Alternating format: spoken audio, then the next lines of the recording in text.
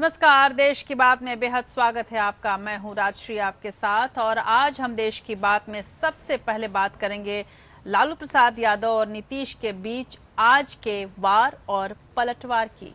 नीतीश कुमार ने 2019 में पीएम नरेंद्र मोदी को अजेय बताया तो लालू को अपने बच्चों को बचाने का आरोप लगाया लालू प्रसाद यादव पर। लालू भी कहां मानने वाले थे। लालू ने तुरंत एक बार फिर से दोहराया कि नीतीश हत्या के आरोपी हैं और जब वो बैठे थे मुख्यमंत्री के पद पर तो आखिर उनकी अंतरात्मा क्यों नहीं जगी।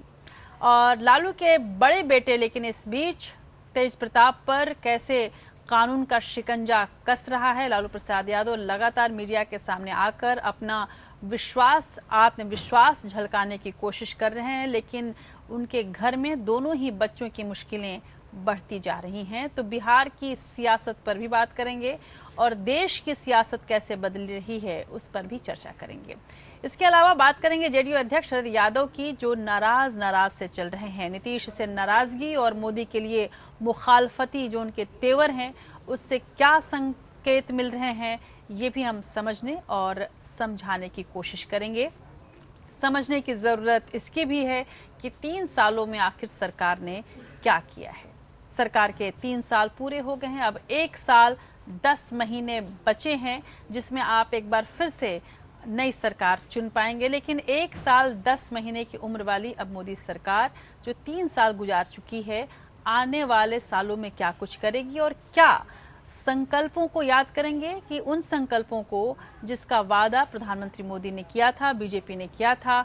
हम आप बताएंगे आज आपको कि 2019 से पहले उन तमाम संकल्पों को क्या पूरा किया जा सकता है। और वाकई अमित शाह की यदि माने और अमित शाह की यदि सुने तो ऐसा लगता है कि कार्यकर्ताओं को अब नसीहत दे दी गई है कि जल्द से जल्द तमाम संकल्प पत्र जो है उसे पूरा कर लिया जाए। 2019 से पहले बीजेपी ये चाहती है कि उसने जो वायदे जनता से किए थे उन वादों को पूरा कर दिया जाए और उसी दिशा में वो आगे भी बढ़ रही है। और शायद इसी वजह से अब तमाम अन्य तरह की घोषणाएं भी हो रही हैं और आज चर्चा होते होते चर्चा मंदिर तक भी पहुंची है। मंदिर को क्या है और मंदिर की सियासत क्या है, क्या ये महज सियासत है या सरकार उसको लेकर कहीं ना कहीं गंभीर हो रही है, ये हम आज समझने और समझाने की कोशिश करेंगे। उधर बीजेपी के टाइम बॉम्ब यानी TYM समीकरण की भी बात करेंगे। ठाकुर, यादव और मुस्लिम जाति समीकरणों को भी समझने की कोशिश करेंगे और वक्त के साथ ये समीकरण बीजेपी के लिए कितना मुफीद साबित हो सकते हैं, ये भी हम देखेंगे।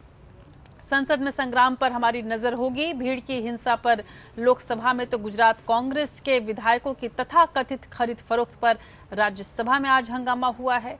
आरोप प्रत्यारोप का दौर चलता रहा, आज भी क्या कुछ रहा आज ये भी देखेंगे और साथ ही आपको बताएंगे कि हालांकि एक रिपोर्ट के हिसाब से आने वाले दिनों में भारत में महंगाई कम होगी, लेकिन फिलहाल सरकार ने कहा है कि जितने भी सब्सिडी वाले सिलेंडर होंगे उन पर 4 रुपये प्रति सब्सिडी वाले सिलेंडर पर हर महीने 4 रुपए की कीमत बढ़ेगी। और आज सुनिए सरकार में हम बात करेंगे देश और समाज को गुमनाम नायकों की देन क्या है, कैसी है और किस तरह से देश वाकई बदल रहा है। 3 सालों में अमित शाह ने कहा है कि देश काफी कुछ बदल रहा है, वाकई कुछ जमीनी स्तर पर भी बहुत कुछ बदला है। उन बदलावों की भी चर्चा करेंगे और ऐसे गुमनाम नायकों से भी आपका परिचय कराएंगे।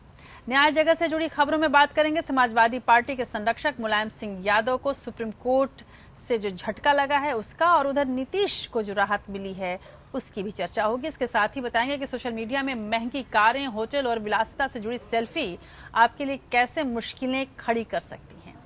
चीन की घुसपैठ को हमारे जवानों ने कैसे नाकाम किया, महज 2 घंटे के अंदर चीनी सेना को वापस कैसे खदेड़ा है हमारी सेना ने, हमारे जवानों ने, इसकी पूरी रिपोर्ट आपके सामने होगी। और इसके अलावा हम साझा करेंगे आज का इतिहास। बात इतिहास की हो रही है तो एक ऐसे कलम के सिपाही को याद करेंगे जिसके हर शब्द आज भी कुछ वैसे ही मौजूद हैं जैसे आज से सालों पहले। 135 साल के होते प्रेमचंद यदि आज जिंदा होते। वाकई प्रेमचंद आज कहाँ किस किस कोने में जिंदा हैं, ये देखने, सुनने, समझने की कोशिश करेंगे आज। तो इसके अलावा भी बहुत कुछ और है। देश की बात का सफर अब शुरू करते हैं।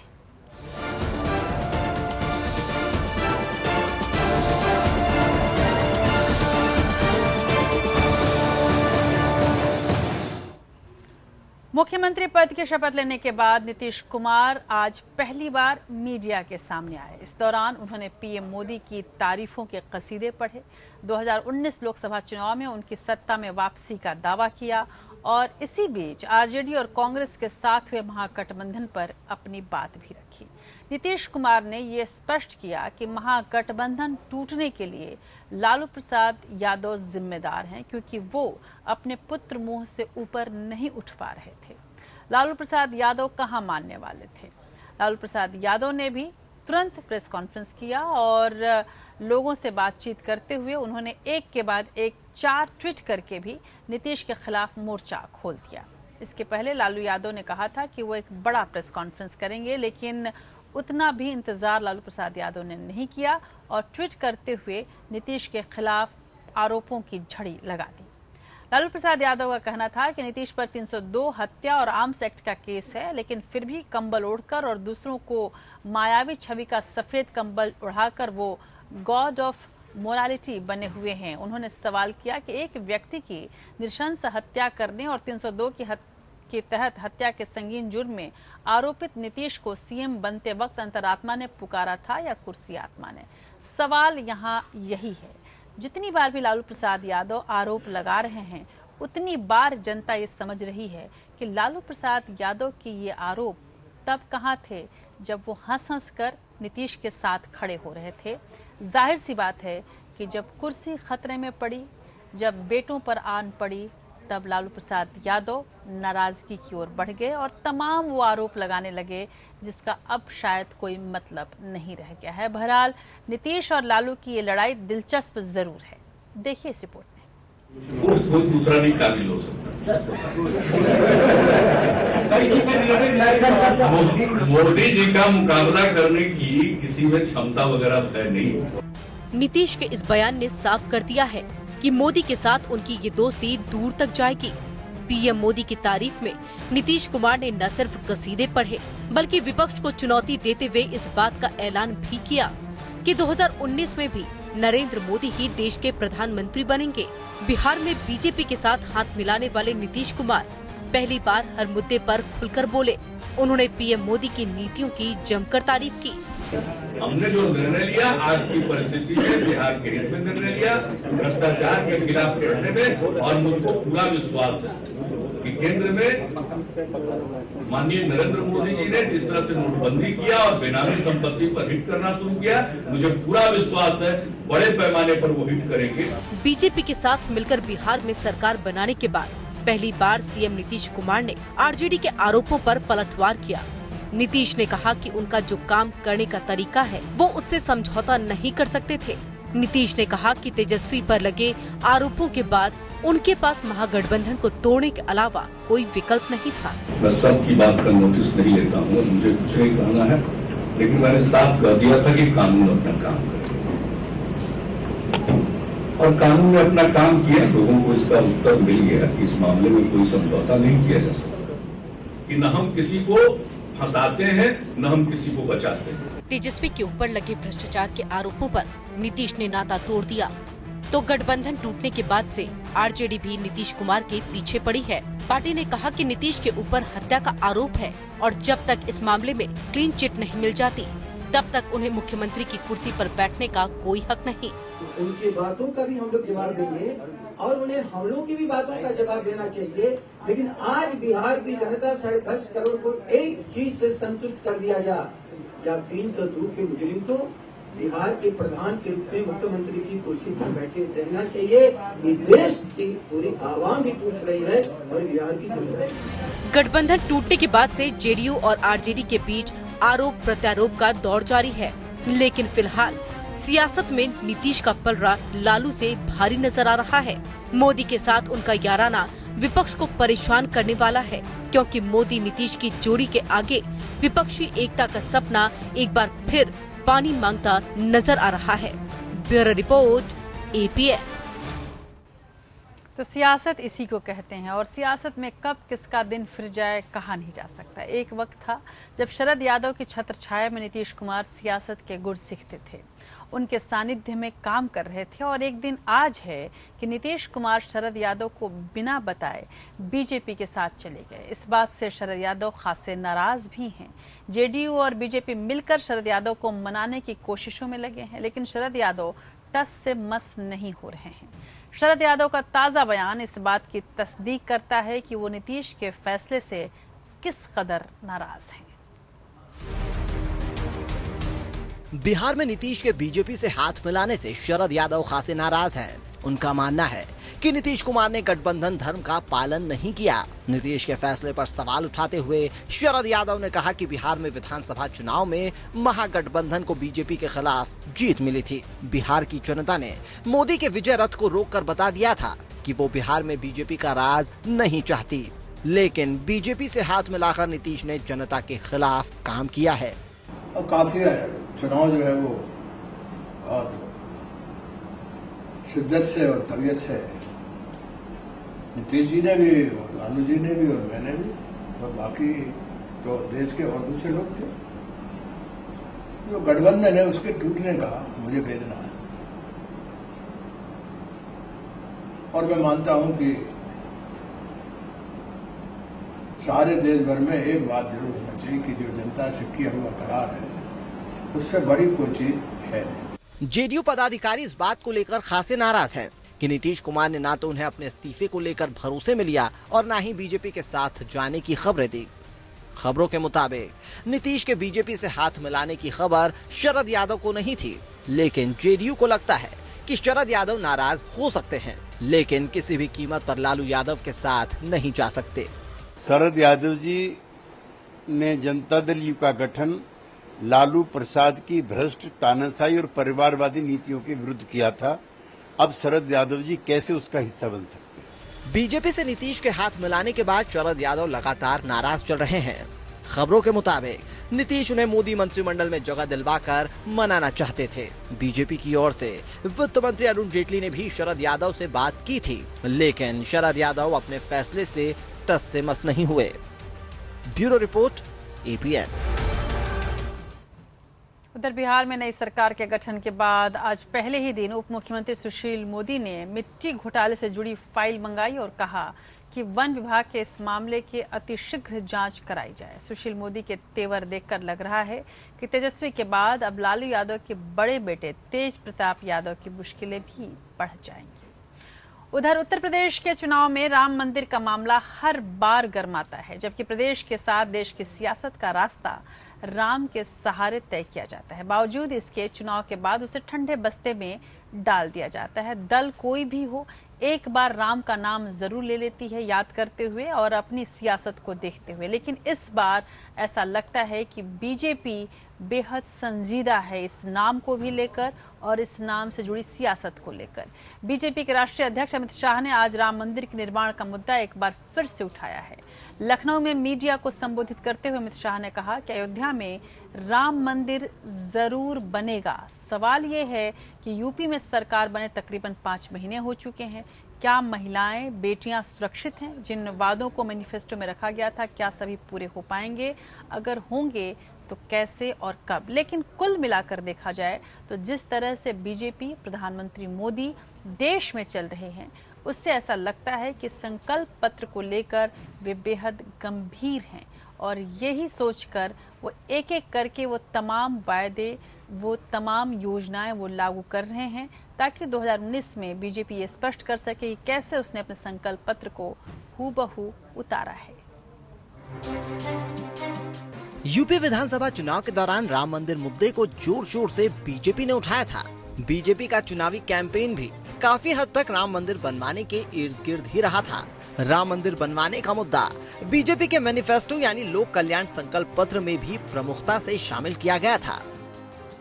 जब से विवादित ढांचा गिरा, तब से सातत्यपूर्ण तरीके से भारतीय जनता पार्टी के चुनावी घोषणा पत्र के अंदर एक बात लिखी गई है कि हम कानूनी तरीके से राम मंदिर वहां पर बनाएंगे।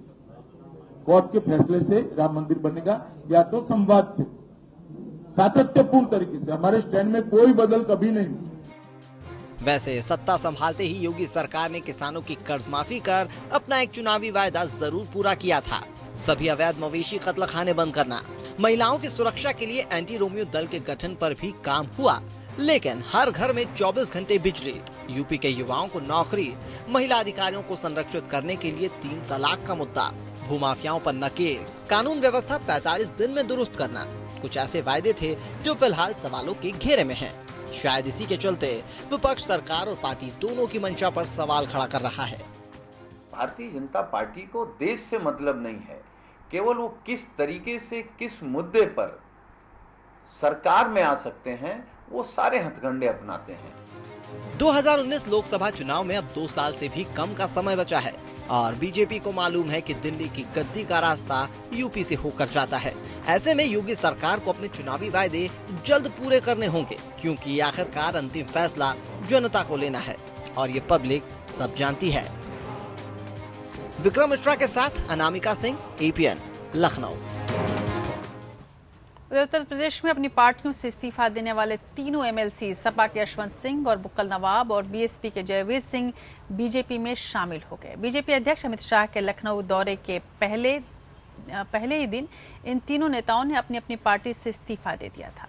लोकसभा चुनाव में 2 साल से कम का वक्त बचा है और ऐसे में समय यानी टाइम की मांग को देखते हुए अब बीजेपी भी टाइम फॉर्मूले पर कायम हो रही है और उस पर ही काम कर रही है। यहाँ टाइम का हमारा मतलब ठाकुर, यादव और मुस्लिम कॉम्बिनेशन से है।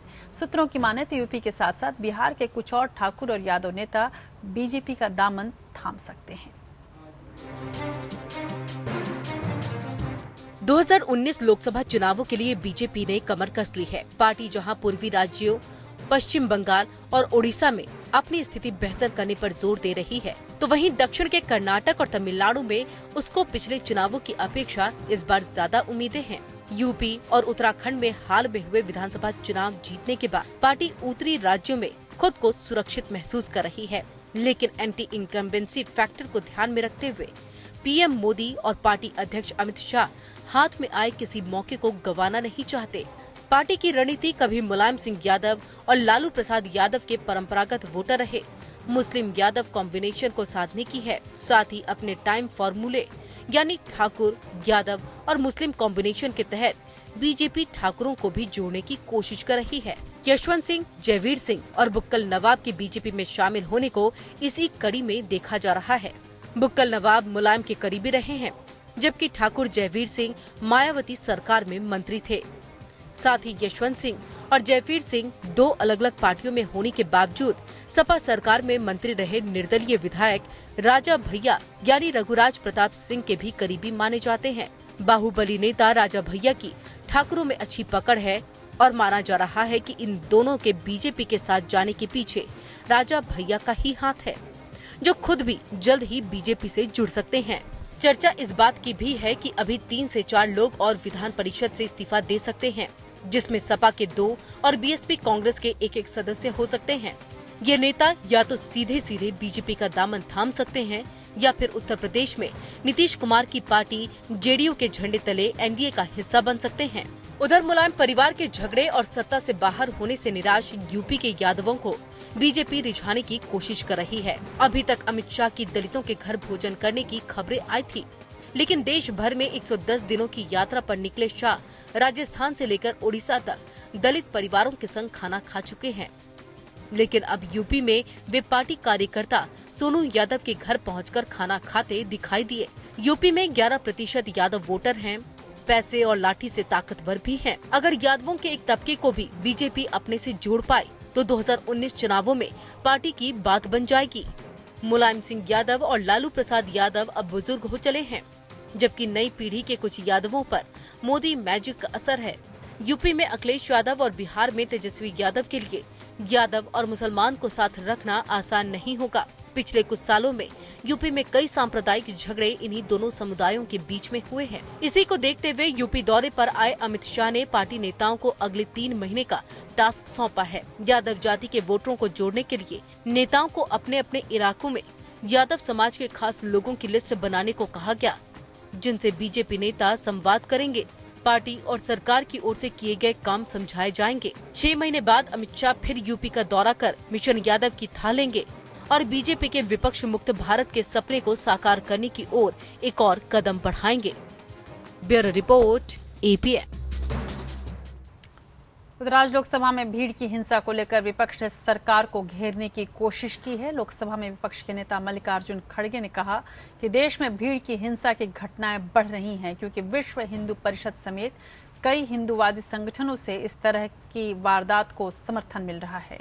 वहीं बीजेपी सांसद हुकुमदेव नारायण ने कांग्रेस पर धर्म की राजनीति करने का आरोप लगाया। उन्होंने कहा कि जय श्री राम के नारे पर माफी मंगवाना भी भीड़ की हिंसा ही है। इस बीच सुप्रिया सूले का कहना था कि यदि सरकार चाहती है कि बीफ पर रोक लगे तो वो दाल मुफ्त बांटे इस देश में। विपक्ष गोरक्षा के नाम पर हो रही भीड़ के हाथों हिंसा के मुद्दे को सरकार के खिलाफ हथियार बना रहा है। विपक्ष के नेता मल्लिकार्जुन खड़गे ने लोकसभा में आज कहा कि हत्या को रोकने के कानूनों के बावजूद भीड़ की हिंसा की घटनाएं रुकने का नाम नहीं ले रही है। खड़गे ने इसके लिए VHP, बजरंग दल समेत सभी हिंदू संगठनों को जिम्मेदार ठहराया। वो यहाँ तक कह गए कि MP और झारखंड तो भीड़ की हिंसा के बड़े केंद्र बन चुके हैं। हिंदू मुसलमान को मार रहा है, मुसलमान को मार रहा है। जम्मू एंड कश्मीर में ऐसा घटना हुआ तो ये जो घटनाएं क्यों हो रहे हैं, इसके पीछे क्या है? और एक तरफ तो आप कहते हैं कि जो भी ऐसी काम करेगा, मॉब लिंचिंग करेगा, गोरक्षक कोई भी होगा उसके ऊपर एक्शन लेंगे, कड़ी से कड़ी सजा देंगे। लेकिन क्या आपने एक्शन लिया? किस किस के ऊपर आपने FIR डाला? कितने लोग जेल में हैं? झारखंड और मध्य प्रदेश तो ऐसा हुआ है, ये लिंचिंग सेंटर हुआ है, मॉब लिंचिंग सेंटर। खड़गे के इस बयान पर बीजेपी ने कांग्रेस को आड़े हाथों लिया।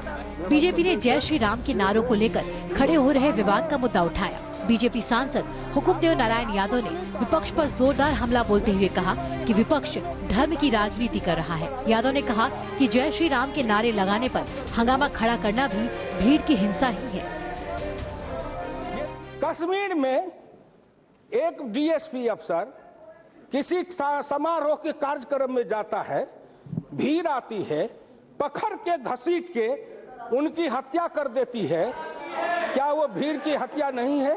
बिहार में शपथ ग्रहण के बाद एक मुसलमान भाई मंत्री ने कहा जय श्री राम, उनका फतवा जारी हुआ, उनके विवाह का निकाह कैंसिल कर दिया, उनको फांसी झुलाया गया, उनको कहा गया माफी मांगो। इस देश में हम कहेंगे वंदे मातरम नहीं कहने देंगे। ये मॉब लिंचिंग नहीं है क्या? यादव ने ये भी कहा कि खुद प्रधानमंत्री नरेंद्र मोदी भी कई बार इस तरह की हिंसा का विरोध कर चुके हैं। ऐसे में रोकथाम की जिम्मेवारी राज्य सरकारों की बनती है। बहरहाल संसद ने गोरक्षा के नाम पर हिंसा का मुद्दा भी सरकार और विपक्ष के बीच अपने अपने समर्थकों को लुभाने का मौका बन गया है। बीजेपी ने भीड़ की हिंसा के मामले पर रक्षात्मक तेवर अपनाने के बजाय हमलावर रुख अपना लिया है। जाहिर है कि बीजेपी अपने हिंदूवादी एजेंडे पर पीछे हटने को तैयार नहीं है, बल्कि विपक्ष पर अल्पसंख्यकों के प्रति तुष्टीकरण के रवैये अपनाने का आरोप लगाकर उन्हें बचाव की मुद्रा अपनाने को मजबूर करना चाहती है। चूँकि राजनीति में इतना बदलाव आ चुका है कि विपक्ष भी खुद हिंदू विरोधी दिखना नहीं चाहता। Bureau report, APN। उधर राज्यसभा में गुजरात में विपक्ष ने कांग्रेस से विधायकों की खरीद फरोख्त का मामला एक बार फिर से जोर शोर से उठाया है। तथाकथित रूप से कांग्रेस ने आरोप लगाया है कि बीजेपी राज्यसभा में क्रॉस वोटिंग कराने के लिए विधायकों की तथाकथित खरीद फरोख्त कर रही है और इसमें सरकारी मशीनरी का भी जमकर इस्तेमाल किया जा रहा है। वहीं बीजेपी ने जवाब दिया है कि जब गुजरात की जनता बाढ़ से जूझ रही है तब कांग्रेस ने अपने विधायकों को पिकनिक मनाने के लिए बेंगलुरु भेज दिया है। राज्यसभा में अम्बेडकर नगर में अतिक्रमण हटाने के विरोध पर पुलिस कार्रवाई में कांग्रेस नेता राज बब्बर के घायल होने के मुद्दे पर भी विपक्ष ने आज विरोध जताया। सदन की कार्यवाही शुरू होते ही कांग्रेस के सांसदों ने जमकर हंगामा शुरू कर दिया। हंगामा करते हुए कांग्रेस के सांसद बिल के नजदीक पहुंच गए और वहीं खड़े होकर जमकर नारेबाजी की, जिसके बाद सदन की कार्यवाही को 10 मिनट तक के लिए स्थगित कर दिया गया। दोबारा कार्यवाही शुरू होने पर कांग्रेस ने बीजेपी पर विधायकों की खरीद फरोख्त का आरोप लगाया। मिस्त्री का कहना है कि विधायकों को 15-15 करोड़ रुपए का लालच दिया जा रहा है। This was police officer was used to threaten. No. Not to allow. This issue was. Of the MLAs were kidnapped. In fact, they are offered 10 crore, 15 crore rupees. And this government. This issue was. वहीं कांग्रेस ने विधायकों की खरीद फरोख्त में गुजरात सरकार पर सरकारी मशीनरी के इस्तेमाल का भी आरोप लगाया। जवाबी हमला बोलते हुए संसदीय कार्य राज्य मंत्री मुख्तार अब्बास नकवी भी नहीं चूके। उन्होंने कहा कि जब जनता गुजरात में बाढ़ से जूझ रही है तो कांग्रेस विधायक बेंगलुरु में पिकनिक मना रहे हैं। आपको शर्म आनी चाहिए कि आज जब गुजरात का आम आदमी बाढ़ से त्राही कर रहा है, उनका एमएलए, उनका रिप्रेजेंटेटिव हॉलीडे होम में, हॉलीडे रिसोर्ट में एंजॉय कर रहे हैं, पिकनिक मना रहे हैं। वहीं सदन में कांग्रेस ने यूपी के अंबेडकर नगर में अतिक्रमण हटाने के विरोध पर पुलिस कार्रवाई में पार्टी के नेता राज बब्बर के घायल होने पर भी विरोध जताया। Bureau report, APN। उधर 15 अगस्त के बाद मोदी मंत्रिमंडल का विस्तार कभी भी हो सकता है, ऐसी खबरें हैं। खबरों के मुताबिक इस बार के विस्तार में उन राज्यों को तवज्जो दी जाएगी जहां इस साल या अगले साल चुनाव होने वाले हैं। इस बीच प्रधानमंत्री मोदी ने यह स्पष्ट किया है कि जो भी मंत्री अच्छा काम नहीं कर रहे हैं उनका पत्ता कट सकता है। मोदी सरकार में कई अहम मंत्रालय इस वक्त खाली पड़े हैं जिनकी जिम्मेदारी फिलहाल दूसरे मंत्रालयों के मंत्री अतिरिक्त रूप से संभाल रहे हैं। इस बार मंत्रिमंडल में JDU भी शामिल हो सकती है। कैसा होगा भावी मंत्रिमंडल का रूप और कौन आ सकता है, किसका पत्ता कट सकता है, कहां-कहां जरूरत है सुधार की, देखिए एक विस्तृत रिपोर्ट। अगस्त के दूसरे हफ्ते में मोदी मंत्रिमंडल का विस्तार हो सकता है। खबरों के मुताबिक इस बार जहां कुछ नए लोगों को तवज्जो मिलने की उम्मीद है, तो वहीं ऐसे राज्यों पर भी नजर रहेगी जहां अगले साल चुनाव होने वाले हैं। एनडीए में शामिल हुए JDU को भी केंद्रीय मंत्रिमंडल में जगह मिल सकती है। मोदी कैबिनेट में कई पद खाली पड़े हैं जिनकी जिम्मेदारी दूसरे मंत्रियों को दी गई है। वेंकैया नायडू ने उपराष्ट्रपति पद का उम्मीदवार घोषित होने के बाद मोदी सरकार में कैबिनेट मंत्री के पद से इस्तीफा दे दिया था। नायडू मोदी कैबिनेट में कई अहम मंत्रालयों की जिम्मेदारी संभाल रहे थे। उनके पास सूचना प्रसारण, शहरी विकास और गरीबी उन्मूलन जैसे 3 अहम मंत्रालय थे। कपड़ा मंत्री स्मृति ईरानी को सूचना प्रसारण मंत्रालय का अतिरिक्त प्रभार सौंपा गया है, जबकि कैबिनेट मंत्री थावरचंद गहलोत को शहरी विकास मंत्रालय का अतिरिक्त कार्यभार सौंपा गया है। इसी तरह वित्त मंत्री अरुण जेटली के पास रक्षा मंत्रालय का अतिरिक्त प्रभार है। इसी साल मनोहर पर्रिकर के गोवा के मुख्यमंत्री बनने से रक्षा मंत्री का पद खाली हुआ था। पर्यावरण मंत्री अनिल माधव दवे के निधन से पर्यावरण मंत्रालय में कुर्सी खाली पड़ी है। फिलहाल विज्ञान मंत्रालय संभाल रहे हर्षवर्धन के पास पर्यावरण मंत्रालय की अतिरिक्त जिम्मेदारी है। खबरों के मुताबिक मोदी सरकार का नया विस्तार मॉनसून सत्र के बाद 17 अगस्त को हो सकता है। इससे पहले साल 2014 में पहला केंद्रीय कैबिनेट विस्तार हुआ था, जिसमें 21 चेहरों को शामिल किया गया था। पिछले साल जुलाई में भी कैबिनेट में फेरबदल कर स्मृति ईरानी की जगह प्रकाश जावड़ेकर को मानव संसाधन मंत्रालय दिया गया था और स्मृति ईरानी को कपड़ा मंत्रालय की जिम्मेदारी सौंपी गई थी। अब एक बार फिर पीएम मोदी को जिम्मेदारी देने के लिए नए चेहरे तलाशने होंगे। गुजरात और हिमाचल प्रदेश में अगले 4-5 महीने में चुनाव है, जबकि 2 सालों के अंदर मध्य प्रदेश, छत्तीसगढ़, राजस्थान, कर्नाटक समेत कई अहम राज्यों में चुनाव होना है। ऐसे में इन राज्यों पर सबकी निगाहें होंगी। Bureau report, APN। उधर असम के 24 जिलों में बाढ़ ने भयानक तबाही मचा दी है। हर तरफ पानी ही पानी नजर आ रहा है। बाढ़ से मरने वालों की संख्या 70 के पार पहुंच गई है और लाखों लोग बेघर हो गए हैं। असम में बाढ़ की स्थिति से हुए नुकसान का जायजा लेने प्रधानमंत्री नरेंद्र मोदी जा रहे हैं। पीएम हवाई सर्वे के जरिए बाढ़ की भयानकता का आकलन करेंगे। इसके पहले प्रधानमंत्री मोदी ने गुजरात में आए बाढ़ का आकलन हवाई सर्वे के द्वारा किया था और वहां पर आर्थिक मदद की घोषणा भी की थी। उधर उत्तर पूर्व भारत में और असम में हुए बाढ़ से नुकसान को लेकर सरकार ने मदद की तो घोषणा की थी, लेकिन प्रधानमंत्री मोदी वहां नहीं जा पाए थे, जिसे अब वो जाकर देखना चाहते हैं।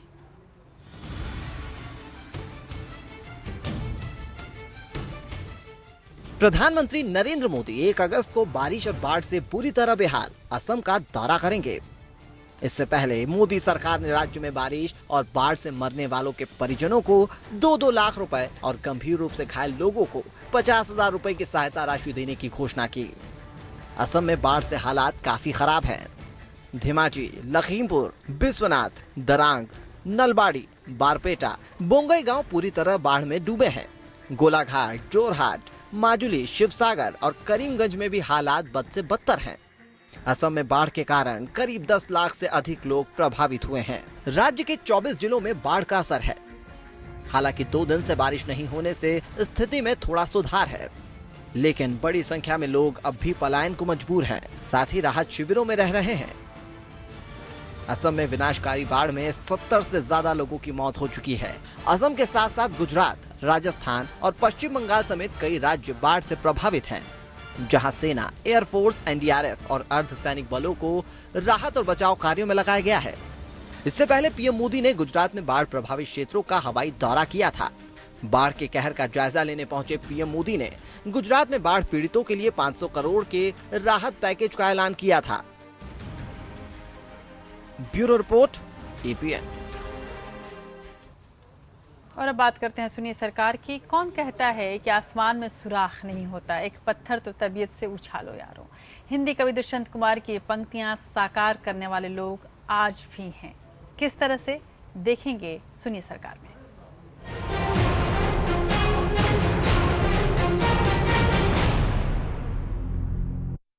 उत्तराखंड के देवप्रयाग में एक ऐसा सरकारी स्कूल है जहां दाखिला न मिलने पर अभिभावक अपने बच्चों को पब्लिक स्कूलों में भर्ती कराते हैं। 3 साल पहले ये राजकीय प्राथमिक स्कूल भी हिंदी भाषी राज्यों के सरकारी प्राइमरी स्कूलों की तरह था, लेकिन इसकी तकदीर और तस्वीर दोनों ही बदल गई है इसके प्रधानाचार्य विजय रावत की कोशिश से।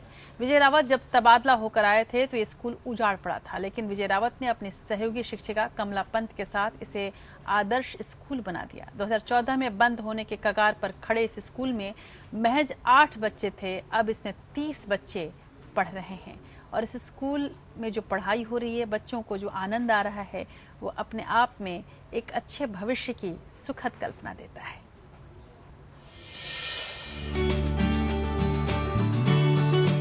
खिलखिलाते खेलते बच्चे और स्कूल का प्रांगण देखकर ये कह पाना मुश्किल है कि एक सरकारी प्राइमरी स्कूल है। जी हाँ, ये देवप्रयाग का राजकीय प्राइमरी स्कूल है। इस स्कूल से प्राइवेट स्कूल भी रश्क करते हैं। इस प्राथमिक विद्यालय में चारों ओर बगीचा है, जिसमें एक किचन गार्डन है।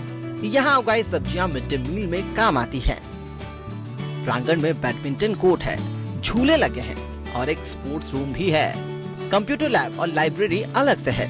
लाइब्रेरी बच्चे खुद संचालित करते हैं। बच्चे नीचे बैठने के बजाय कुर्सियों में बैठते हैं। कमरों में पंखे लगे हुए हैं, पानी का फिल्टर है। लेकिन आज से 3 साल पहले की तस्वीरों को दिखाते हुए गुरुजी बताते हैं कि यह विद्यालय ऐसा नहीं था। तो मैंने बच्चों को अट्रैक्ट करने के लिए और गार्जियंस को अट्रैक्ट करने के लिए पहले अपना बाह्य वातावरण बनाया, फिर थोड़ा एकेडमिक रूप में भी थोड़ा हमने अपने जो मेरे साथ मैम है कमलापंत मैम सहायक अध्यापिका, उनका भी सहयोग लेके और अतिरिक्त समय देके एकेडमिक में सुधार जितना हो सकता था किया। तो आज मेरे पास 30 बच्चे हैं।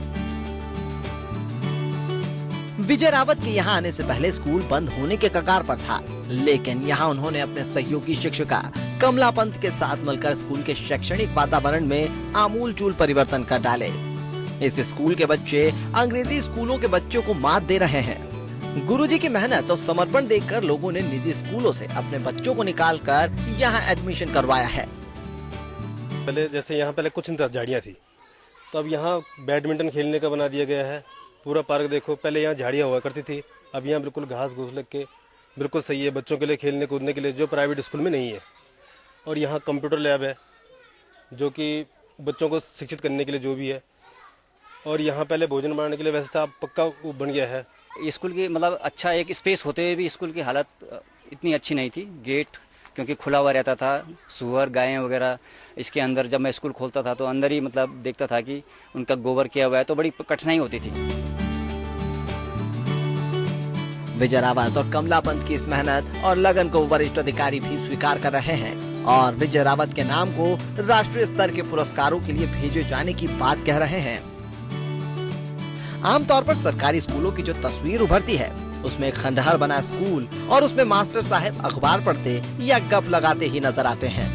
स्कूल को सुंदर बनाना तो दूर की बात है, बच्चों को पढ़ाने की जहमत कम ही लोग उठाते हैं। ऐसे में जब सियासी पार्टियां सत्ता और पैसे के लिए एक दूसरे की छीछालीतर कर रही है, तब नई पीढ़ी को विजय रावत जैसे प्राध्यापक सच्ची विरासत सौंप रहे हैं। आलोक रावत, APN, देवप्रयाग।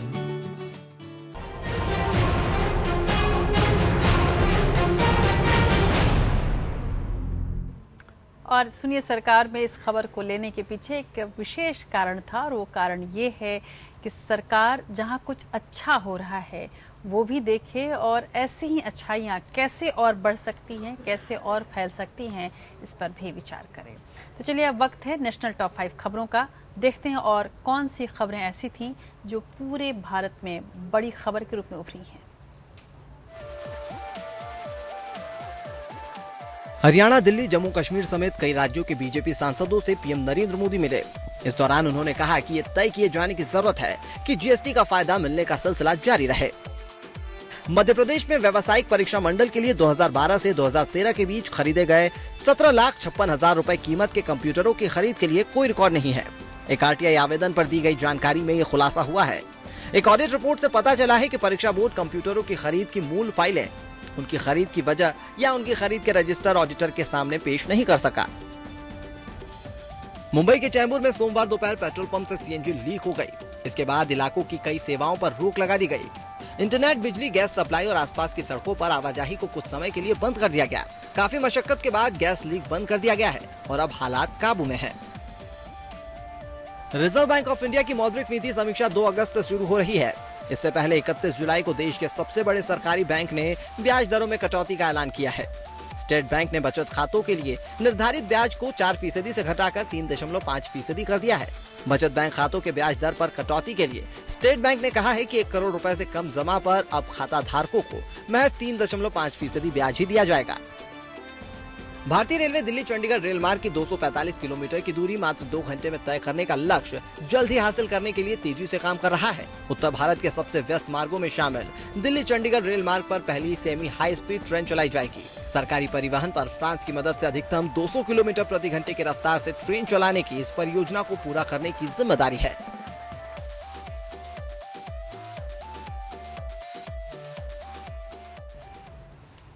उधर मोदी सरकार जल्द ही भ्रष्ट अधिकारियों के खिलाफ कड़े फैसले ले सकती है। मोदी सरकार ने सतर्कता विभाग को डोजियर बनाने के निर्देश दिए हैं। इस डोजियर के बनते ही भ्रष्ट अधिकारियों के खिलाफ सरकार बड़ी कार्रवाई कर सकती है। साथ ही सरकार की नजर अपने काम पर फोकस न करने वाले अधिकारियों पर भी रहेगी।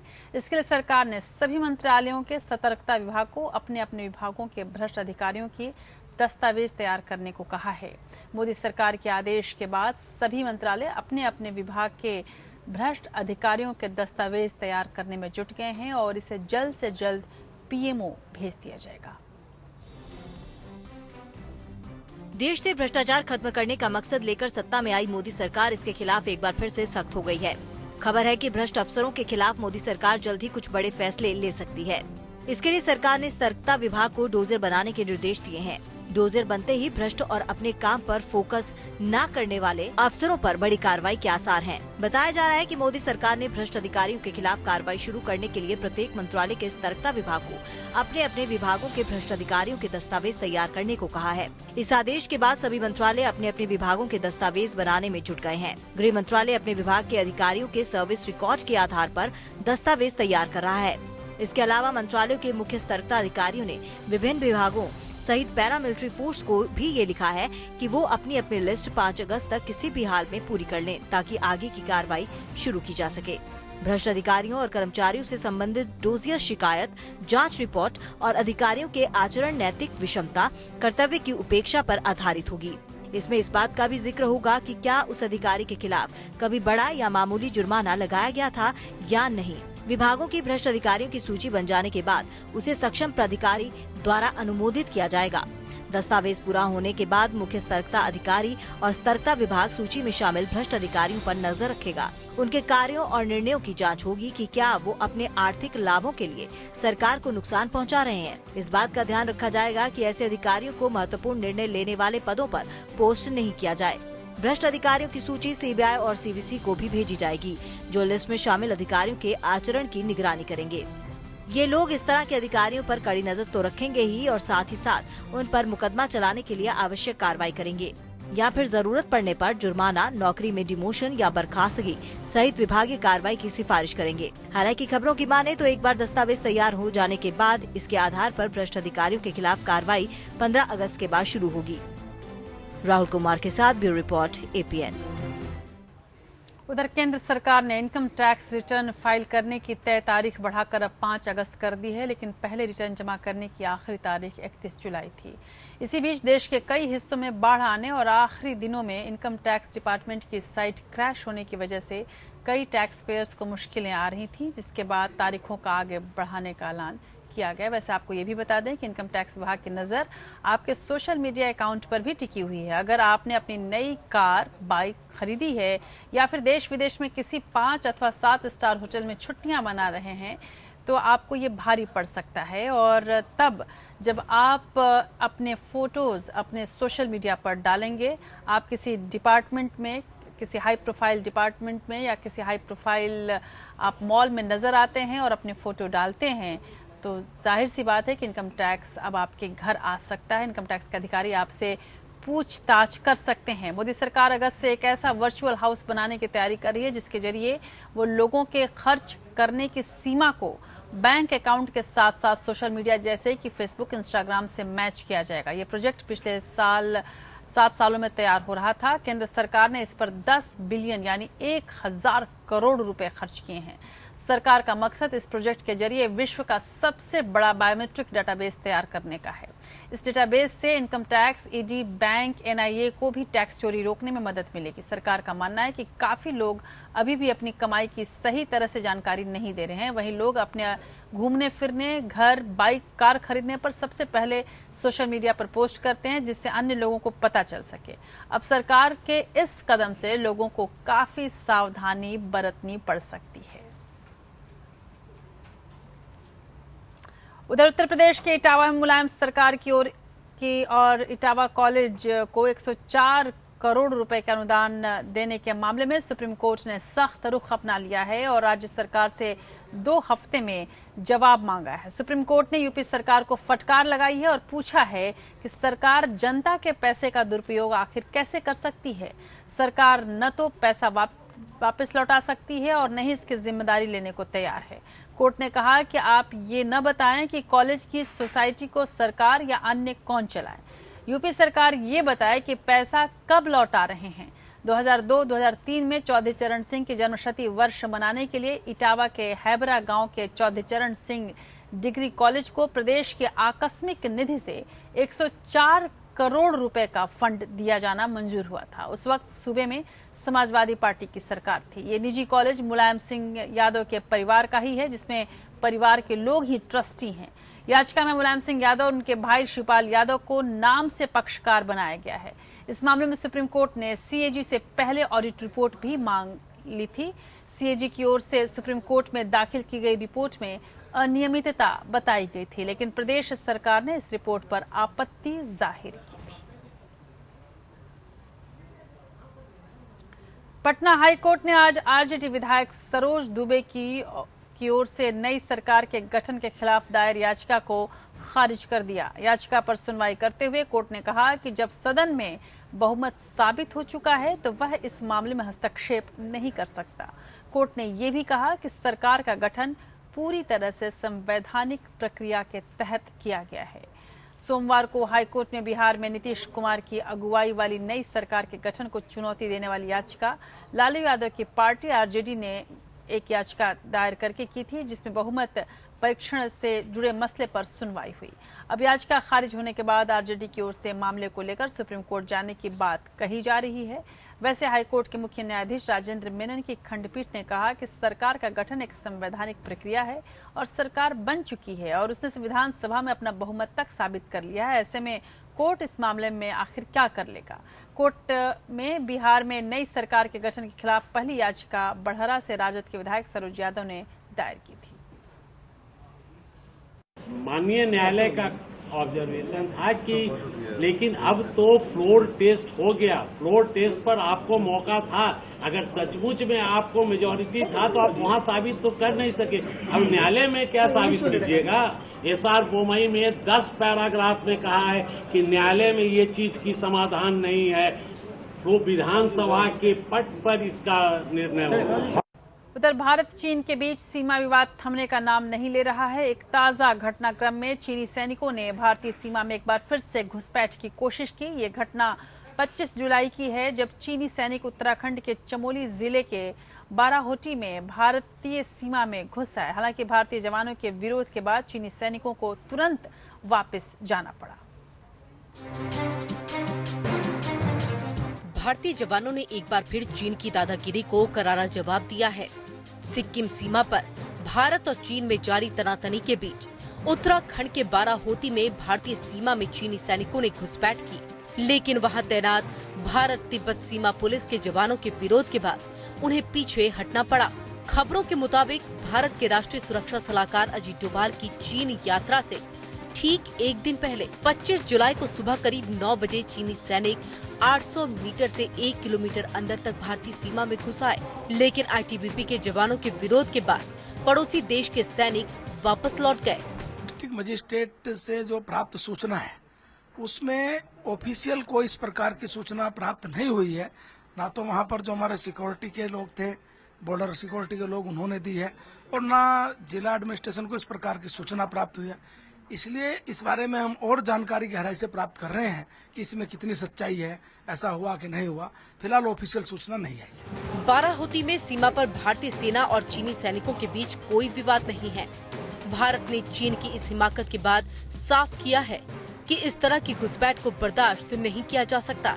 बाराहोती उत्तर प्रदेश, हिमाचल और उत्तराखंड पर आधारित मिडिल सेक्टर में पड़ने वाली उन 3 सीमा चौकियों में से एक है, जहां आईटीबीपी के जवानों को उनके हथियार ले जाने की इजाजत नहीं है। साल 1958 में दोनों देशों ने 80 वर्ग किलोमीटर के ढलान वाले चारागाह बाराहोती को एक विवादित क्षेत्र के रूप में अधिसूचित किया था, जहां कोई भी पक्ष अपने सैनिक नहीं भेजेगा। साल 1962 के युद्ध में चीन की पीएलए 545 किलोमीटर के मिडिल सेक्टर में नहीं घुसी थी। चाइना के सैनिक उत्तराखंड की सीमा के अंदर तीसरी बार देखे जा रहे हैं। ये जो हमारी सीमा में क्यों घुसे, इसका भी हमें कारण जानना चाहिए। 800 गज से 1 किलोमीटर अंदर आए हैं, ये बहुत मायने रखती है। चाइनीज ये कह सकते हैं हमसे गलती हो गई इत्यादि इत्यादि, वो कुछ न कुछ बहाना लगाएंगे। हमें देखना चाहिए क्या बात है। लद्दाख और सिक्किम सीमा पर चीनी सैनिकों की घुसपैठ की खबरें अक्सर आती रहती हैं, लेकिन बाराहोती में चीनी सैनिकों की घुसपैठ नहीं है। चीनी सैनिक घुसपैठ वाले इलाके को अपना क्षेत्र बता रहे थे।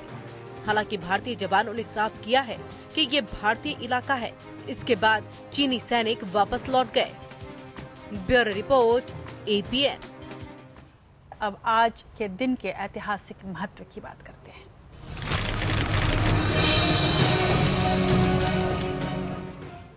इकतीस जुलाई 1861 में असम के चेरापूंजी में 9,300 मिलीमीटर बारिश हुई थी, जो एक विश्व रिकॉर्ड है।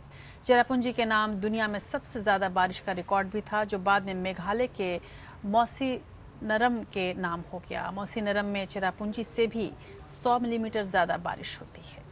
और 31 जुलाई 1880 में आज ही के दिन प्रसिद्ध हिंदी कहानीकार और उपन्यासकार प्रेमचंद का वाराणसी के लम्ही गांव में जन्म हुआ था। और 31 जुलाई 1940 में स्वतंत्रता सेनानी अमर शहीद उधम सिंह का निधन भी आज ही के दिन हुआ था। उधम सिंह ने जालियांवाला बाग कांड के गुनहगार गवर्नर जनरल डायर की लंदन में हत्या कर दी थी। और 31 जुलाई 1947 में प्रसिद्ध बॉलीवुड अभिनेत्री और अपने जमाने की मशहूर अदाकारा मुमताज का जन्म हुआ था। और 31 जुलाई 1980 में पद्मश्री पुरस्कार से सम्मानित प्रसिद्ध पार्श्व गायक मोहम्मद रफी का निधन आज ही के दिन हुआ था। देश की बात के इस सफर से मैं विदा लेती हूँ। आप देखते रहिए APN। नमस्कार।